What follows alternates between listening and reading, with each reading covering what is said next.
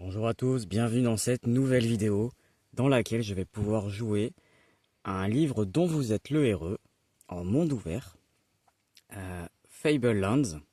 Donc le titre n'est pas traduit en français, alors pardonnez-moi pour ma prononciation, hein, vous allez devoir faire avec. C'est écrit par Dave Morris et Jamie Thompson, qui sont connus pour d'autres jeux dont vous êtes le héros. Celui-ci est particulier parce que c'est un jeu en monde ouvert, comme je viens de le dire. Exactement comme la précédente série que j'ai filmée sur ma chaîne, qui s'appelle Forge Divine, et qui est de toute façon écrit également par Dave Morris, pardon.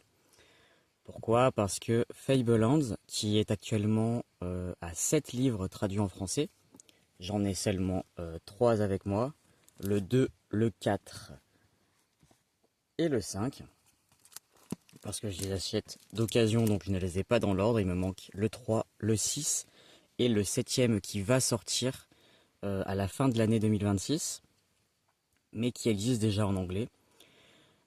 Donc en anglais, c'est une série qui date des années 1996, hein, pour le tome 2, le tome 1, ça doit être ça également, 96, voilà. Donc ce n'est pas une série toute récente, mais en français, elle n'a été traduite par Alconost, chez l'éditeur Alconost, qu'à partir de 2019-2020, de mémoire. Donc c'est très récent, hein, il a fallu longtemps avant que ce soit traduit.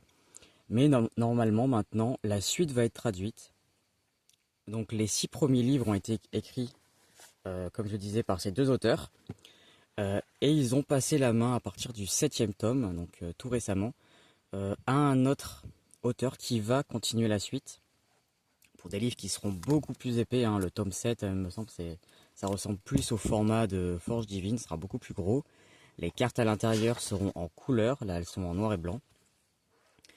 Donc la série ne s'arrête pas malgré le fait que ce ne sont plus les mêmes auteurs. Pourquoi? Parce que c'est un monde ouvert, je vais vous montrer la carte. Et donc il y a à peu près un livre par région, vous voyez. Donc il va nous falloir 12 tomes en tout pour pouvoir jouer dans ce monde ouvert. C'est un monde ouvert pour ceux qui n'ont pas vu mes vidéos sur Forge Divine. Ce qu'on appelle monde ouvert, c'est-à-dire que par exemple il me semble que le premier on commence dans le Golnir, non le Sokara, donc le premier tome vous êtes ici, à peu près sur cette carte, et en fait dès que vous allez monter à une frontière qui n'est pas dessinée sur la carte, hein, mais vous le saurez dans le livre, on va vous dire si vous allez par là, passez au tome numéro 2 ou passez au tome numéro 3. Et donc si vous n'avez pas le tome numéro 3, vous faites demi-tour et vous allez ailleurs. Si vous l'avez, vous prenez votre troisième livre et vous continuez la suite de votre aventure. Voilà, ce n'est pas un livre, une aventure du début à la fin. Vous êtes vraiment libre d'aller de livre en livre. Donc plus vous avez de livres, plus vous pouvez vous amuser et vous balader dans l'aventure, à savoir qu'il y a des codes par moment à récupérer. On va vous dire, hop, vous avez réussi un test, ou quand vous arrivez là, notez le code. Alors moi j'ai imprimé le petit livret qui est disponible en PDF, parce qu'il y a les codes aussi à l'intérieur. Je vous montre ça. Voilà, on va peut-être vous dire, notez le code cailleux, voilà, ou calme. Donc vous faites une petite croix, et ce code vous allez en avoir besoin plus tard dans l'aventure. Mais vous en allez potentiellement en avoir besoin dans le tome 7, alors que vous l'avez trouvé dans le tome 1. Voilà. Donc tous les livres sont vraiment interconnectés. Et donc il y en a actuellement 7 en anglais. Le 7e en français arrive vers octobre 2026. Et il y en aura à terme 12. Voilà. Donc moi pour l'instant, ma collection n'est pas complète, hein. Il me manque le tome 3 et le tome 6. Bon, j'attends que ça tombe d'occasion, hein. Le tarif pour les premiers tomes, c'est du 12 euros, voilà, à peu près entre 11 et 13 euros. 12,90 pour le premier. On peut les trouver un tout petit peu d'occasion. Moi, je galère, hein. Dès que j'en trouve un, je le prends en principe. Sauf si c'est équivalent au prix neuf, hein, évidemment. À partir du tome 7, les tarifs vont augmenter parce que, comme je vous ai dit, ils vont être beaucoup plus épais. Là, j'ai le plus vieux que j'ai, c'est le tome 5. Et je pense que c'est c'est pareil, c'est du 12,90 aussi. Donc ça va, c'est moins cher que Forge Divine en termes de tarifs, ça reste abordable si vous les achetez pas tous d'un coup. Ça va, en gamme de prix, ça va. Alors, si je parle un peu plus du livre, donc je n'ai pas dit, mais c'est illustré par Russ Nicholson et Kevin Jenkins. Voilà. Et c'est un jeu qui se passe en... C'est de l'heroic fantasy. C'est un livre de 1996, donc ce n'est pas du tout la mentalité d'aujourd'hui qui veut que votre personnage soit immortel ou super puissant. Là, je vous préviens tout de suite, on va créer un personnage ensemble. Potentiellement, il va mourir très vite et sans qu'on puisse rien y faire, hein. Voilà, vos personnages sont jetables, hein. Faut se mettre dans l'ambiance de 1996, du vrai jeu dont vous êtes le héros, difficile. Enfin, difficile, oui. Pour faire notre personnage, nous allons le faire tout à l'heure, nous avons ici des professions: prêtre, mage, voleur, troubadour, guerrier et voyageur. Et chaque profession a directement ses points qui sont déjà mis. Si vous êtes un prêtre, vous avez 4 de charisme. Voilà. Ça va pouvoir bouger au fur et à mesure de l'aventure. Mais dès le début, vous avez forcément 4 de charisme. Le mage, il en a 2, le voleur 5, le troubadour 6, le guerrier 3 et le voyageur 2. Donc vous avez les règles qui sont faites voilà, au début. Vous allez gagner des niveaux au fur et à mesure. Il y a de l'endurance, de la défense. Vous allez pouvoir récolter des objets, 12 maximum, quelle que soit votre classe. Défense, affrontement, il va y avoir des combats. Alors moi, dans mes premières parties, j'ai pas fait tant de combats que ça. Mais il y a des endroits où vous allez pouvoir vous battre. Vous allez pouvoir naviguer, acheter un bateau, vous allez pouvoir acheter une maison, plusieurs maisons si vous voulez. Vous allez pouvoir manger dans des auberges pour récupérer des points de vie. C'est entre deux, entre du jeu de rôle solo, on va dire, et du livre dont vous êtes le héros. Le héros. Je vais vous montrer votre fiche. Voilà, la fiche de personnage, elle est là. Donc elle est disponible à la fin du livre, hein. Là, voilà, la feuille d'aventure, votre fiche de navire, les codes qui sont disponibles dans ce jeu-là. Mais encore une fois, sur le site d'Alconost, vous pouvez trouver un PDF pour avoir le livret complet, pour prendre toutes vos notes et surtout tous les codes du tome 1 au tome 6. Ce qui fait que si jamais votre personnage voyage de livre en livre, eh bien vous avez, bon il faut survivre pour ça, hein, mais vous avez à votre disposition tous les codes sur une seule feuille et vous n'allez pas avoir à chercher toutes vos feuilles, ça c'est super pratique. Là aussi il y a des cases à cocher apparemment. Oui, je m'en rappelle, c'est lorsque vous allez visiter un lieu, parfois on va vous dire de cocher une case. Alors je vais vous trouver, enfin essayez, c'est dans les villes souvent.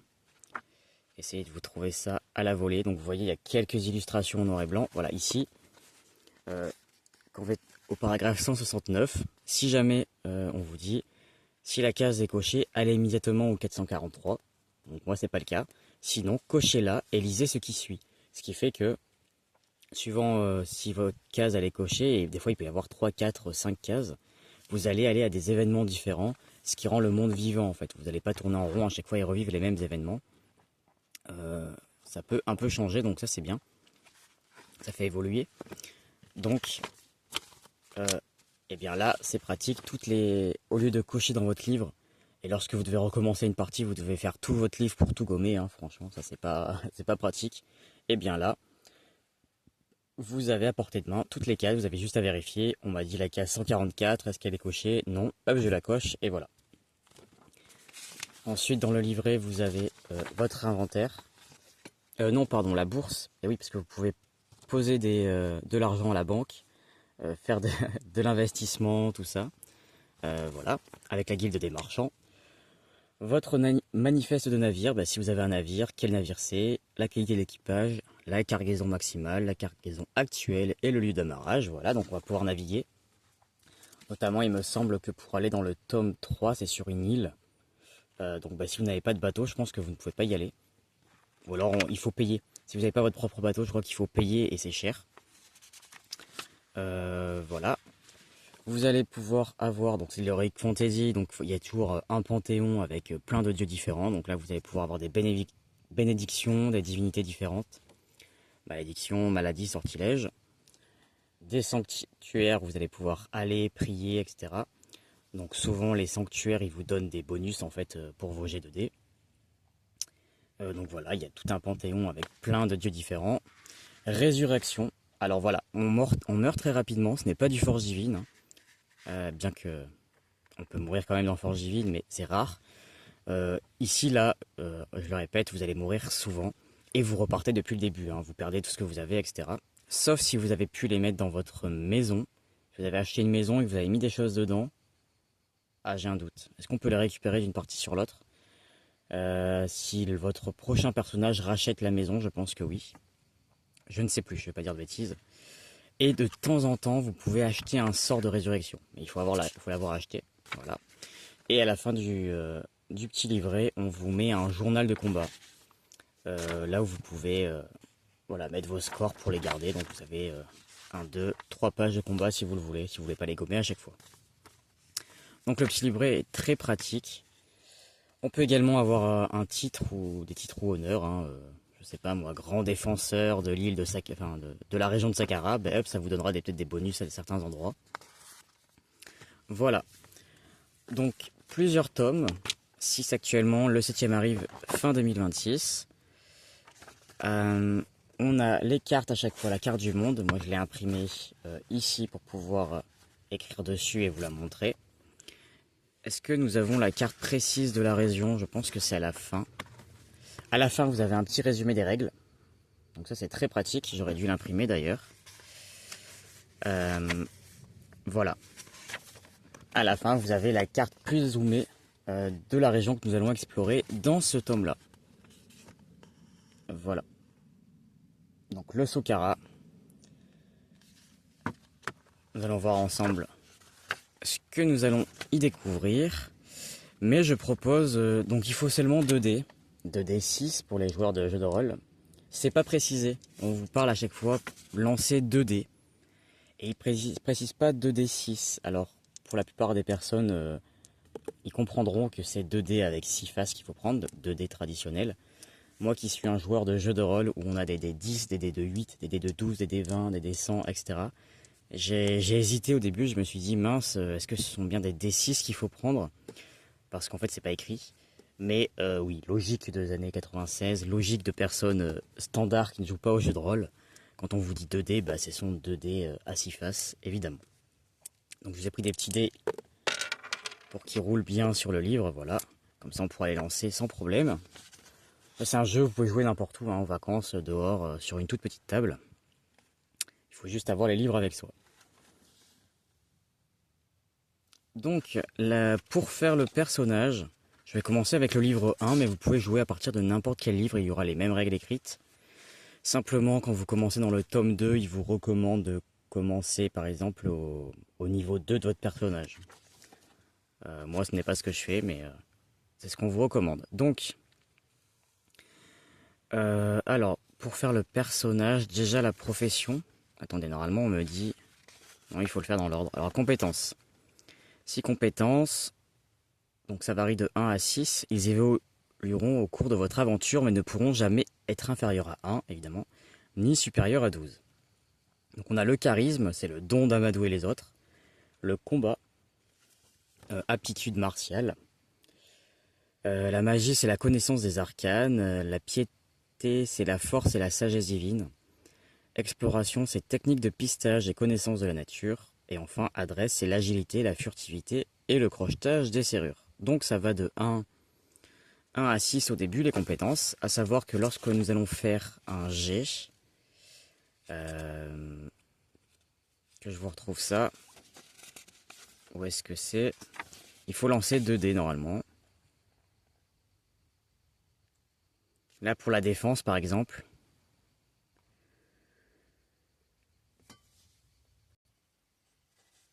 Alors non, ça c'est en fonction du score de combat. C'est pas ça que je voulais vous montrer. Voilà, les compétences.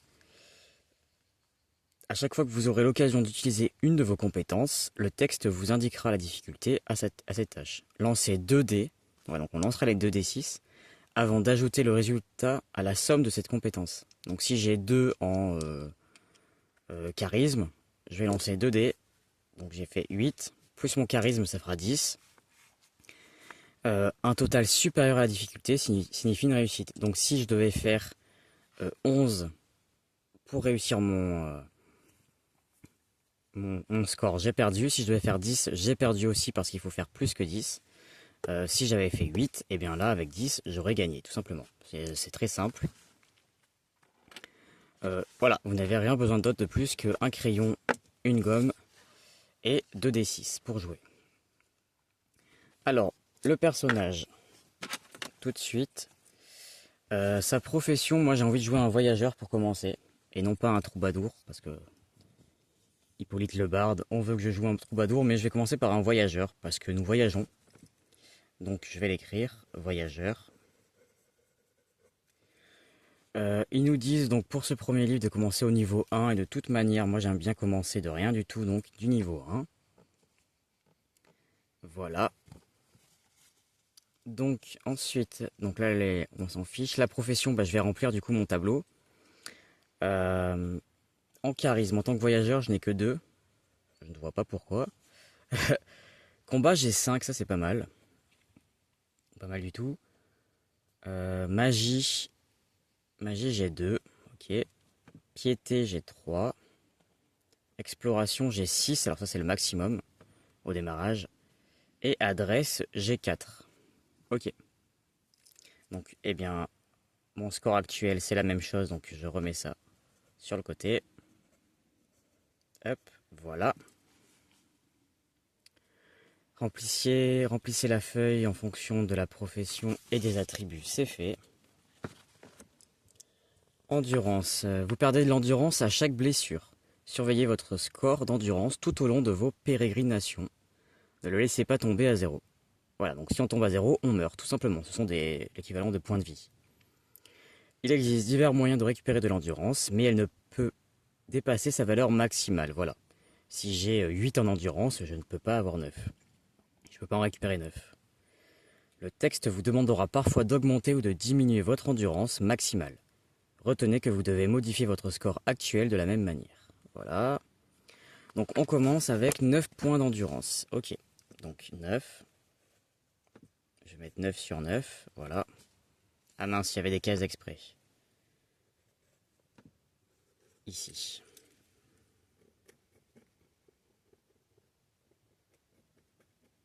Voilà. Ensuite.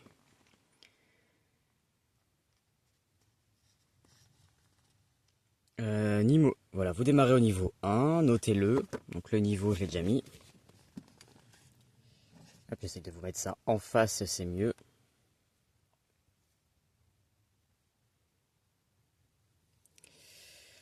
C'est en venant à bout de quête et en terrassant vos ennemis que vous aurez l'occasion de progresser en niveau. Chaque montée de niveau vous sera indiquée.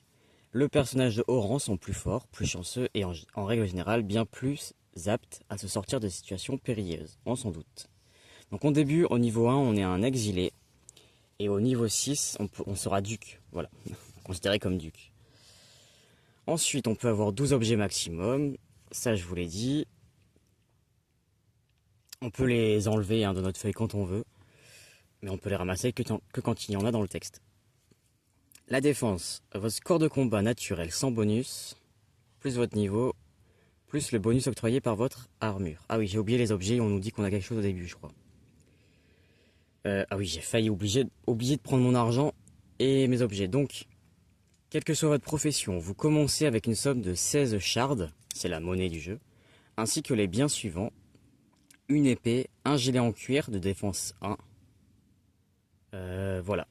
Donc, mes objets. Et mon argent. C'est ici. Les possessions. Donc, ils m'ont dit que j'avais... Les armures, c'est avec les possessions également. Donc, un gilet en cuir. Gilet en cuir.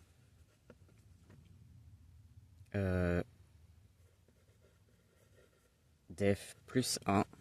Voilà. Et ils m'ont dit 16 shards. Où est-ce que je mets mon argent? Dans mes possessions, non, je ne pense pas. Attendez. Ils n'ont pas prévu l'argent. Sacrilège.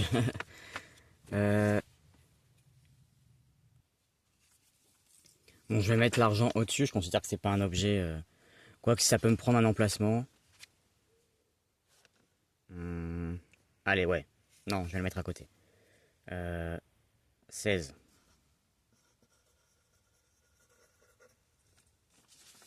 J'aurais peut-être dû le mettre devant d'ailleurs. Bon, c'est pas grave. Ok. Ensuite, donc la défense, comment est-ce qu'on la calcule?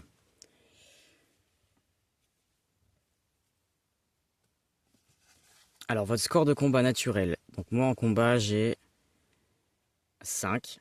Plus mon niveau, ça fait 6. Plus le bonus, j'ai 1 en armure, donc j'ai 7. Donc, mon score de défense, c'est ça. J'ai 7. Je peux pas l'écrire quelque part. Ah, mais si, il y a une case exprès, regardez. Niveau 1. Bonus d'armure 1. Combat sans bonus 5. Donc, j'ai 7. Voilà.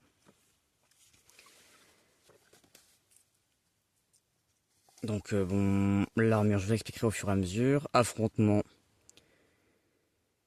Pour combattre, lancez 2 dés, puis ajoutez le résultat obtenu à votre score de combat. Il vous faudra surpasser la valeur, donc il faut toujours faire au-dessus de la valeur. La différence entre votre score et sa défense représente les dégâts occasionnés à l'endurance de l'adversaire. Si l'adversaire a son endurance qui tombe à 0, eh bien il meurt. Sinon il nous attaque. Et ainsi de suite, jusqu'à ce que mort s'en suive. Les compétences, nous l'avons vu. Les codes, je vous l'ai expliqué. Hein. Ah non, les codes, si, voilà. Non, les codes, c'est autre chose. Vous trouverez... on vous indiquera, pardon, parfois que vous avez appris un code. Vous devez cocher la case correspondante. Si vous veniez à la perdre, effacez la marque. Les codes sont classés par ordre alphabétique pour chaque volume de la série. Oui, c'est les mots qui sont dans la fiche, comme je vous ai montré. Donc les codes en A, c'est le livre 1, les codes en B, c'est le livre 2, etc. Donc ça nous permet de savoir... donc là, si on a un code qui commence par C, on sait qu'il faut aller dans le tome 3 pour pouvoir l'utiliser. Navire et équipage. Donc voilà. On peut faire du commerce de marchandises. Acheter des bateaux. Avoir un équipage, tout ça. Donc ça, nous verrons quand nous l'aurons. Alors là, il y a différentes questions, une sorte de FAQ. Combien de temps va durer l'aventure? Très courte, je vous préviens. Ils nous disent, cela dépendra de vous. Le jeu offre pléthore de scénarios. Allez où bon vous semble et partez en quête de pouvoir, de gloire ou de richesse. Oui, parce qu'il n'y a pas de quête principale, hein, c'est vraiment du bac à sable. Vous allez où vous voulez. Vous faites ce que vous voulez, suivant les missions que vous allez trouver ou non. Vous pouvez faire juste du commerce en bateau. Vous pouvez chercher à avoir le plus de maisons possible. Voilà, vous visitez. Faites-vous des amis, des ennemis. Voyez cela comme la vie réelle transposée dans un univers fantastique. Quand vous faites une pause, notez le chapitre où vous vous trouvez afin d'y revenir plus facilement plus tard. Voilà. Si on meurt, si vous avez été assez prévoyant pour obtenir une résurrection, la mort pourrait bien ne pas marquer la fin de votre carrière, sinon il vous reste toujours la possibilité de tout recommencer en vous créant un nouveau personnage. Dans ce cas, il vous faudra effacer tous vos codes, toutes les cases cochées, ainsi que les trésors accumulés lors de votre précédente lecture. Les cartes, ça je vous ai montré, les régions... Alors ils nous disent qu'il y a des régions qui sont plus dangereuses que d'autres. Où est-ce qu'on peut voyager? Partout. Si on ne possède pas les autres livres, on fait demi-tour, c'est tout. Voilà. Et ils nous disent pas par rapport aux maisons. Ah si, attendez. L'école, les compétences, l'endurance.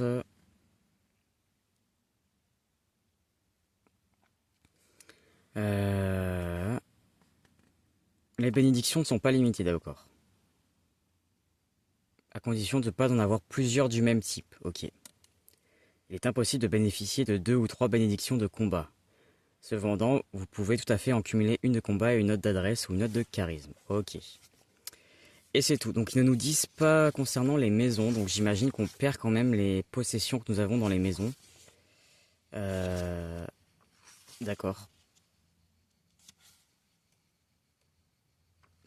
Ce qui est un peu en... Il me semblait que ça nous permet... C'est dans la série Force Divine où si vous avez une maison, ce qu'il y a dedans, ça reste pour votre prochain personnage, il me semble.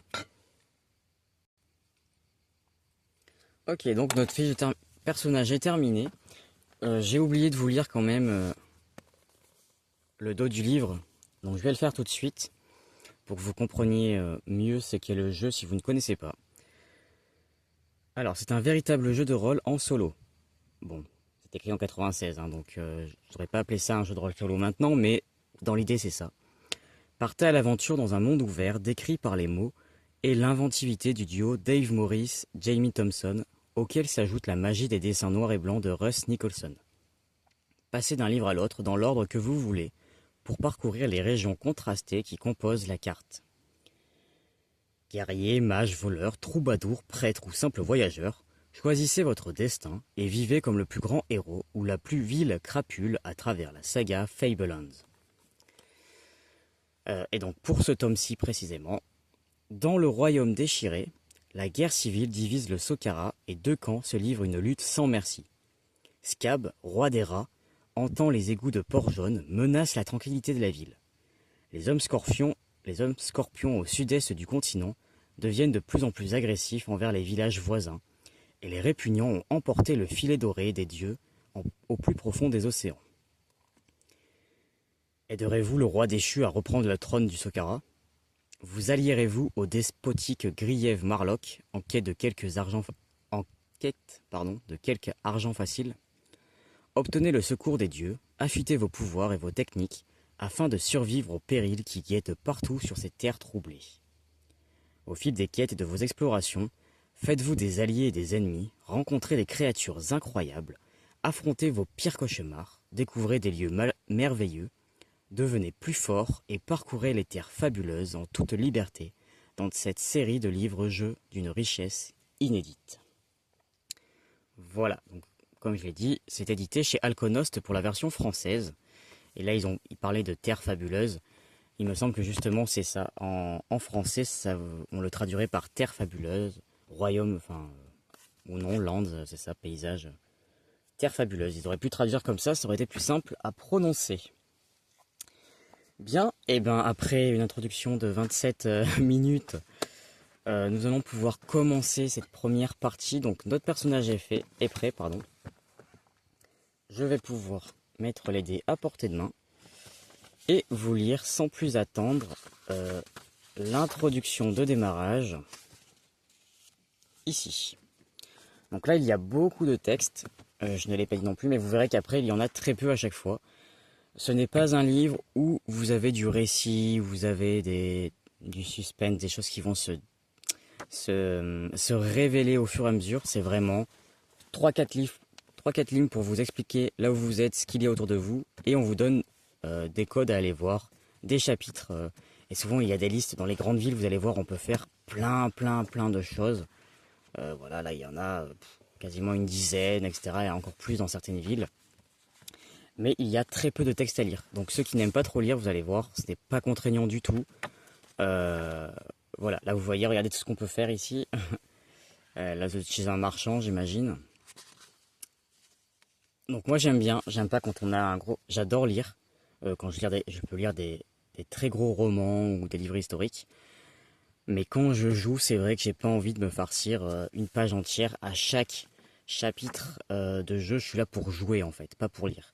Donc c'est pour ça que moi j'ai, pour plusieurs raisons, une préférence pour la série Fablelands plutôt que pour Forge Divine qui est également un jeu en monde ouvert. Mais là il y a plus de texte, il y a une sorte de scénario, de ligne rouge qui conduit tous les livres, etc. Là ce n'est pas du tout le cas. Donc vous avez vu, il y a des guerres, il y a un petit contexte, il y a des royaumes, il y a des guerres entre différents personnages, mais voilà, vous n'allez pas vivre une aventure avec plein de récits comme un roman. Donc commençons. Ce sera le plus grand texte du livre, je pense. L'aube naissante a teinté le ciel d'une couleur gris-verte laiteuse, semblable à du jade. La mer est une surface lumineuse argentée. Vous tenez fermement la barre de votre voilier, le regard ancré à la constellation d'étoiles scintillantes connue sous le nom d'araignée. Elle indique le nord, et vous savez qu'en gardant ce cap, vous êtes sur la bonne voie. Le soleil apparaît dans une gerbe rouge incandescente et tremblante, au bout du monde. Lentement, la fraîcheur de la nuit laisse place à une chaleur croissante. Vous glissez la langue sur vos lèvres desséchées. Il reste un fond d'eau dans le baril à vos pieds. Pas suffisamment pour que vous surviviez une journée de plus. Un rouleau fourré dans votre veste renferme le parchemin sur lequel est dessinée la carte que votre grand-père vous a donnée sur son lit de mort. Vous vous souvenez de ces récits d'épopées maritimes, de royaumes par-delà l'horizon à l'ouest, d'îles teintées de sorcellerie et de palais en ruine débordant de trésors. Quand vous étiez enfant, vous rêviez des quêtes magiques qui vous attendraient si vous deveniez un jour aventurier. L'idée de mourir à bord d'un bateau avant même le début de votre périple ne vous aurait jamais traversé l'esprit. Vous sécurisez la barre et dépliez la carte pour l'étudier à nouveau. Vous n'en avez pourtant guère besoin. Chaque détail est gravé dans votre mémoire. Si vous en croyez votre position, vous auriez dû atteindre la côte est du Harkouna, le grand continent du Nord, il y a 2 jours de cela. Il y a des jours de cela. Une patte grise et gluante s'écrase sur votre carte. Après quelques instants de surprise, vous levez la tête et maudissez la mouette qui décrit des cercles autour de votre bateau. Puis, vous réalisez. S'il y a des mouettes, la terre n'est pas loin. Vous vous levez d'un bond et scrutez l'horizon. Une ligne de falaises blanches se détache au nord à 1 lieue environ. Avez-vous navigué le long de la côte tout ce temps sans voir qu'elle était si proche ? Vous guidez votre embarcation vers les falaises. Elle est ballottée contre les vagues de plus en plus puissantes. Un vent hurlant projette des embruns. Soudain, la barre échappe à vos mains. Votre bateau est secoué dans tous les sens et se rapproche rapidement de la côte. Vous plongez à l'eau à la dernière seconde. Vous percevez le bruit sourd du bois qui se rompt, puis le ressac et finalement le silence, tandis que vous vous enfoncez dans les profondeurs. Vous nagez vigoureusement, tentant d'esquiver les récifs tranchants. Pendant un temps, les courants menacent de vous entraîner vers le fond. Puis, une puissante vague vous emporte et vous rejette sur la plage. Vous êtes étendu sur le sable, exténué et meurtri, à la recherche d'air. Vous entendez alors quelqu'un marcher dans votre direction. Conscient du danger, vous vous relevez en vitesse. Devant vous se trouve un vieillard en haillons. Il a le regard illuminé d'un mystique ou d'un fou. Notez le code Aura et allez au numéro 20. Voilà pour l'introduction, nous sommes typiquement un naufragé. On peut pas faire plus simple, mais ça marche, ça fonctionne. On est dans un pays entouré d'îles et de continents, donc ça fonctionne très bien qu'on arrive en bateau. Et qu'on échoue sur la plage, ça montre pourquoi on n'a rien d'autre que juste une épée. Une épée. Est-ce que j'ai marqué mon épée? Je suis en train de réaliser que je n'ai pas marqué mon épée dans mes possessions. Il me semble qu'on a une épée. Alors déjà, on nous a dit le code Aura. Donc, eh bien, comme je vous ai montré, nous allons aller dans les codes ici. Aura. Aura, aura, aura. Hop. Et je vais faire une petite coche. Voilà. Mais avant tout, je vais aller mettre mon épée. Il me semble que nous avons une épée. Et oui. Parce que si je n'ai pas d'armes... Alors les armes valent toutes... ça n'a pas d'importance que vous ayez, il me semble, une épée ou autre chose. C'est juste qu'il vous faut une arme pour vous battre, j'imagine.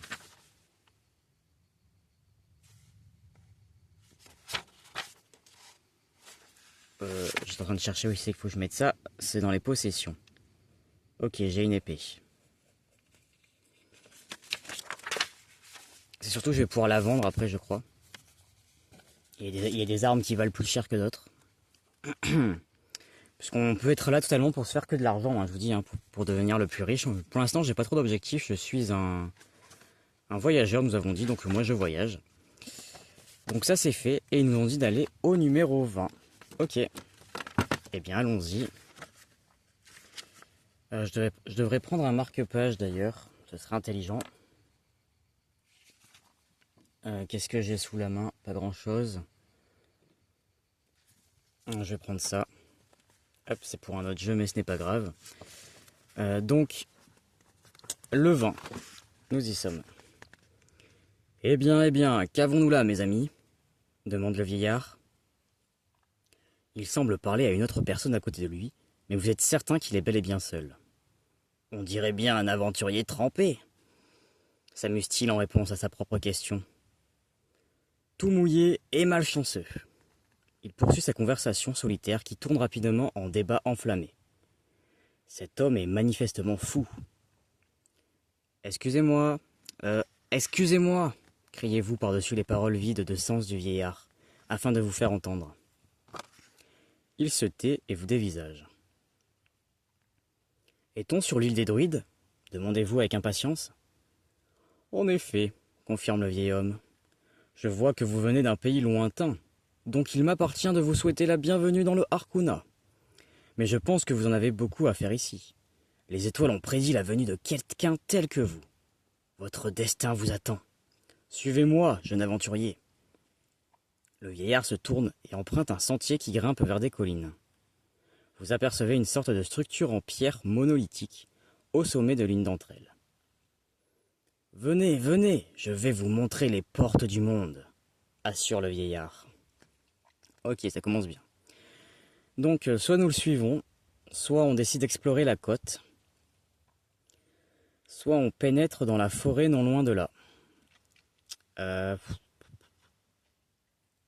Bon, il a l'air fou, certes, mais pas non plus dangereux pour l'instant. Je rappelle que moi je suis assoiffé, affamé, tout ce que vous voulez. Donc je pense que nous allons le suivre. Donc allez en 192. « 192, je ne l'ai pas dit, mais il y a combien de chapitres, enfin combien de... Il y a un peu moins de 700... Voilà, il y a 679 paragraphes. Et j'ai déjà oublié là où je dois aller. C'est à ça que ça sert un marque-page. 192.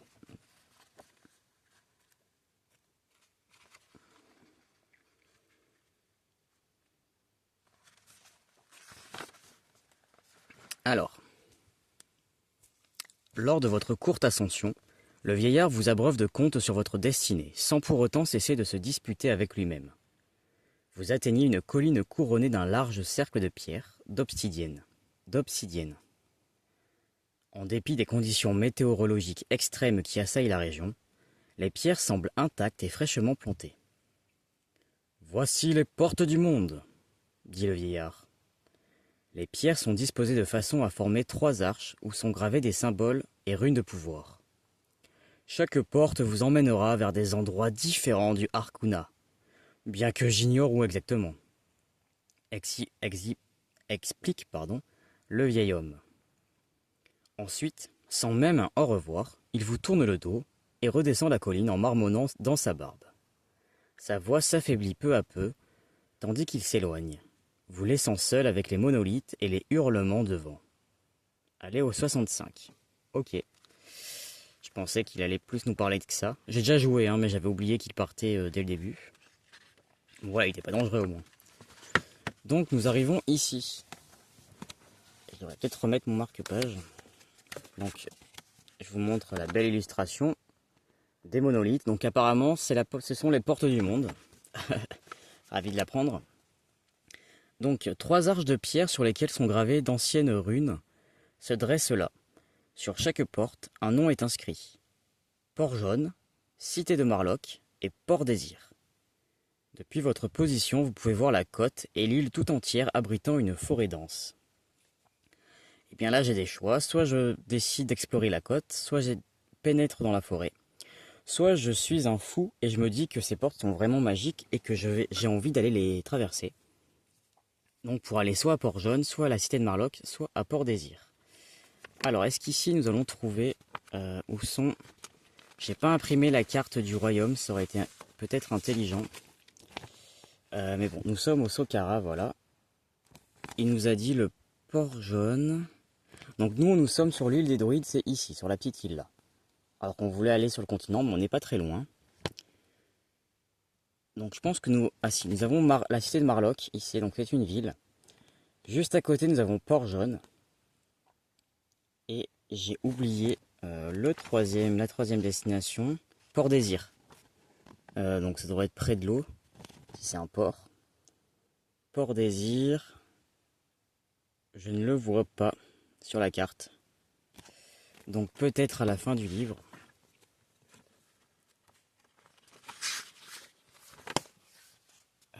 Port Désir, donc ça c'est le coin où nous sommes.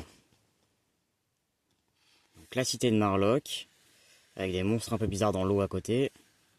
Port Jaune. Alors on a une autre île ici là. Ah non, c'est l'île des druides, c'est là où nous sommes. Donc nous voyons que sur l'île il y a une vieille forêt. Et ouais, il y a quelque chose à faire dans la forêt visiblement. Et je cherche Port Désir, je ne vois pas Port Désir, donc ça doit être tout petit vu que ce n'est pas écrit. Je ne sais pas. Alors, avant de partir tout de suite de l'île des druides, je pense que je vais quand même explorer ce qu'il y a autour.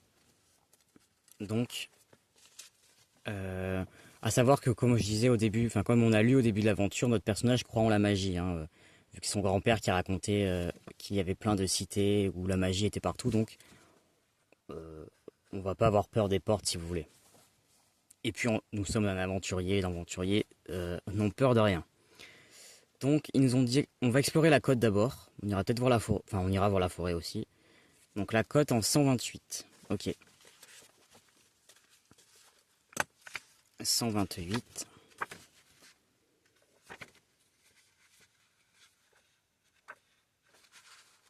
Non. 128. Ici. Vous longez la côte. L'intérieur de l'île semble noyé sous une épaisse forêt. Bien plus tard, vous arrivez néanmoins devant une baie où mouillent 2 navires. Un petit camp a été construit sur la plage. Vous décidez de l'explorer au 195. Ouais, alors on ne sait pas s'ils sont gentils, hein, s'il y a des gens.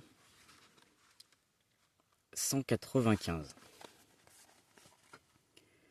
Notez le code arbre, si vous ne le possédez pas encore. Effectivement, je ne l'ai pas. Alors, non, ce n'est pas là. Ah, allez. Arbre. Donc c'est par ordre alphabétique hein, pour que ce soit plus rapide. Ici. Arbre. Ok.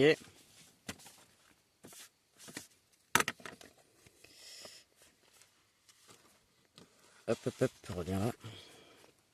Le comptoir est un petit village construit par des colons entreprenants venus du continent. Les fourrures constituent le gros des exportations. Le maire, un homme gras et jovial, vous accueille personnellement et insiste sur le fait qu'un jour le comptoir deviendra une ville importante. Il n'y a pas grand-chose ici pour l'instant. Un petit marché, un quai, les maisons, des colons et un temple dédié à Lacuna, la chasseresse, déesse de la nature. Il y a déjà pas mal de choses. Donc, oh, ok, on peut faire tout ça. D'accord. Alors, je peux soit visiter le temple de Lacuna, donc la chasseresse, la déesse, soit explorer le marché, aller sur le quai, visiter l'auberge de l'homme vert, escalader la colline qui surplombe le village, ou bien pénétrer dans la vieille forêt au centre de l'île. Donc pour l'instant, je rappelle qu'on a toute notre endurance. Donc on n'a pas besoin... Parce que je sais que notamment un moyen de reprendre de l'endurance, c'est d'aller boire un coup ou manger, enfin s'acheter un repas dans la taverne. Donc là peut-être que à l'auberge, voilà. Donc là typiquement dans l'auberge on pourrait reprendre des points de vie, mais on peut faire d'autres choses aussi. Par contre il faut potentiellement payer. Je suis pas sûr de le faire tout de suite. Donc là, déjà, je vais peut-être noter quelque part. Je vais noter comment ils nous ont dit que c'était le comptoir. Île des druides. Je vais noter ça. Île druide.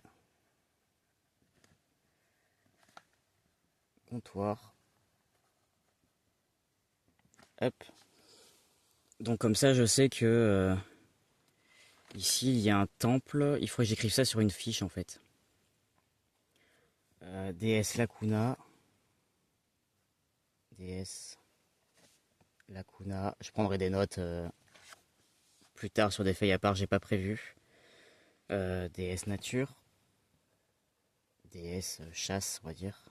Chasse, nature. Hop. Ensuite, il y a un marché. Un marché qui est... En fait, je suis bête, je devrais simplement mettre le numéro, voilà. 195, ça sera plus rapide. 195 et je viendrai le faire après. Ok. Donc, qu'est-ce que nous faisons en premier? Le temple, explorer le marché, aller sur les quais, visiter l'auberge. On va commencer par les quais. Donc rendez-vous en 332. Donc là je vais mettre mon marque-page parce que nous allons faire pas mal d'allers-retours. Donc les quais c'est en 332.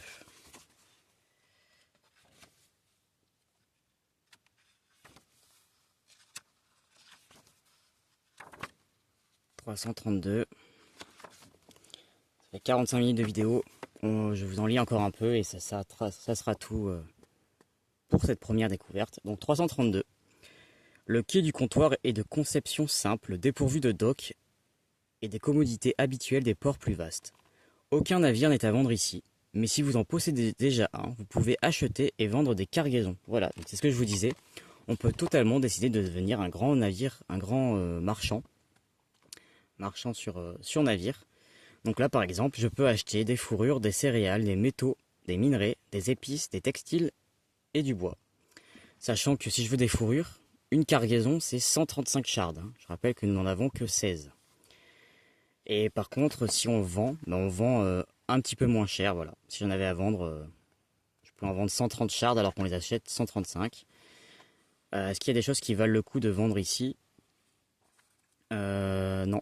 Tout est moins cher que ce qu'on peut acheter en fait. Il n'y a rien que par exemple eux ils n'auraient pas beaucoup et qu'on pourrait revendre plus cher. En tous les cas c'est moins cher, mais bon là par exemple des épices on peut les revendre 820 shards. Donc si on les a achetés moins cher ailleurs ça peut valoir le coup. Évidemment il ne faut pas les acheter ici parce qu'elles sont à 900.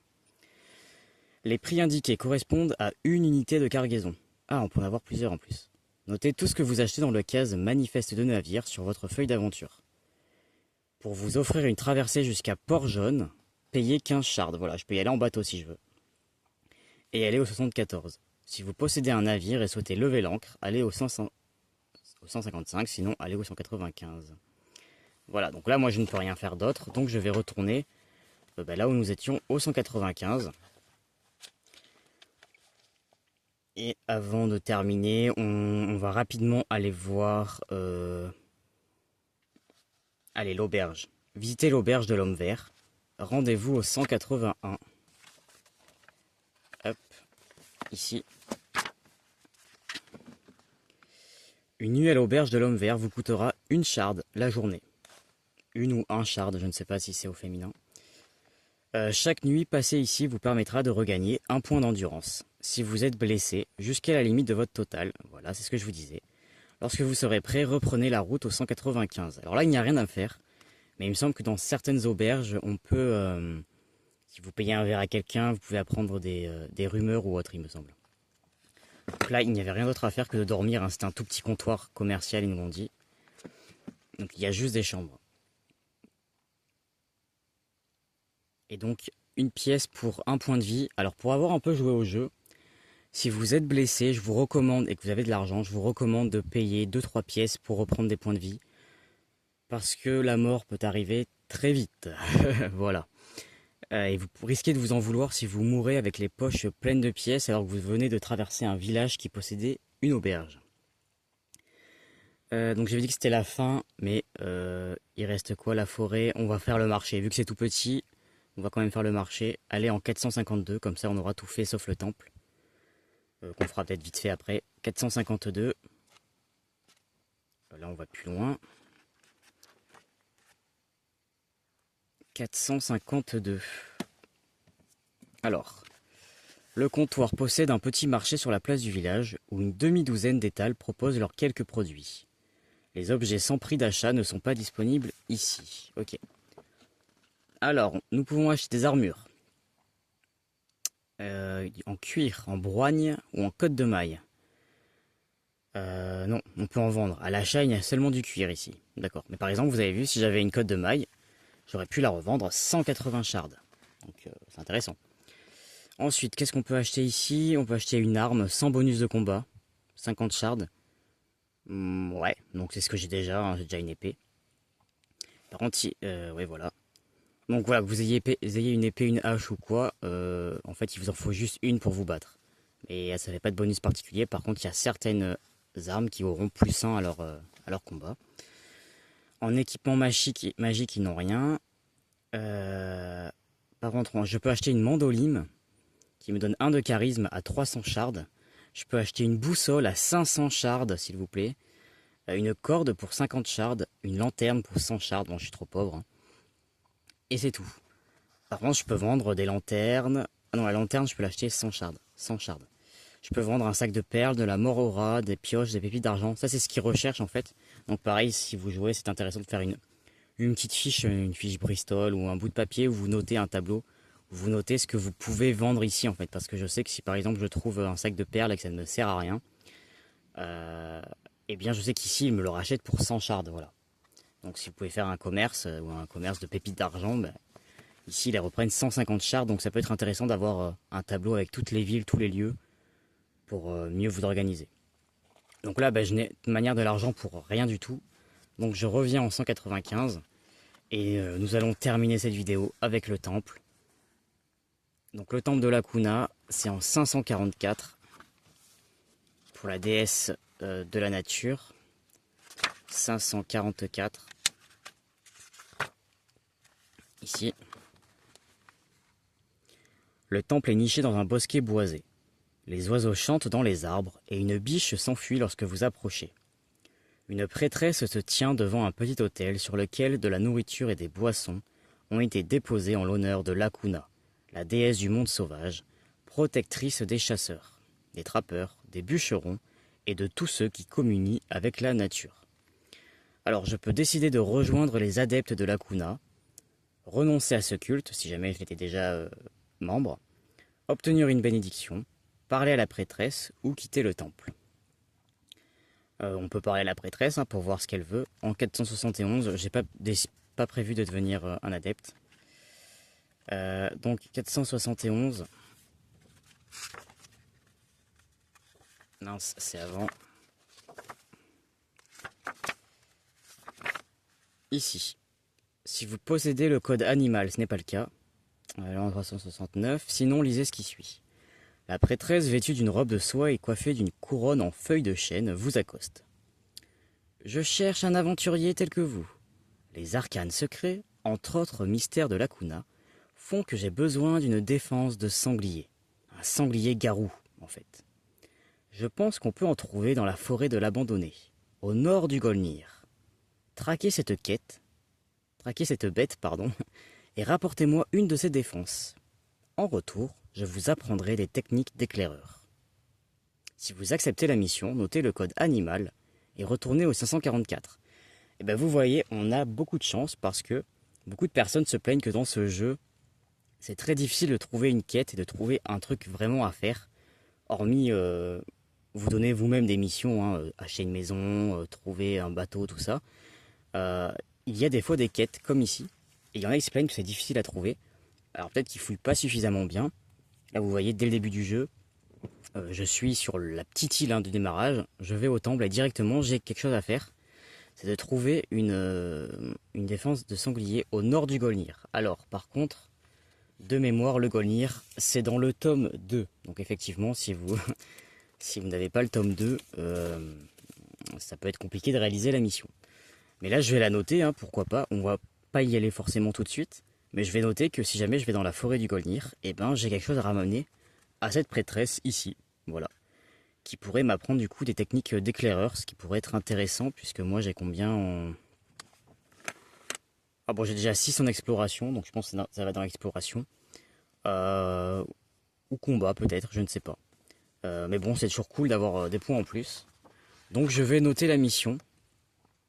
Et nous avons déjà une première mission potentiellement à réaliser, sachant que vu que je possède le tome 2, qui correspond à la région du Golnir, eh bien je pourrais décider d'aller la réaliser. Voilà, donc je vais mettre un marque-page pour notre chère prêtresse, ici 471. Je vais noter que nous sommes au 471. Voilà, pour reprendre la prochaine fois. Et je vais m'arrêter ici pour cette première vidéo. C'était un petit aperçu de Fablelands. Donc un livre-jeu, un livre dont vous êtes le héros en version monde ouvert. J'ai très peu de livres dont vous êtes le héros dans ma collection.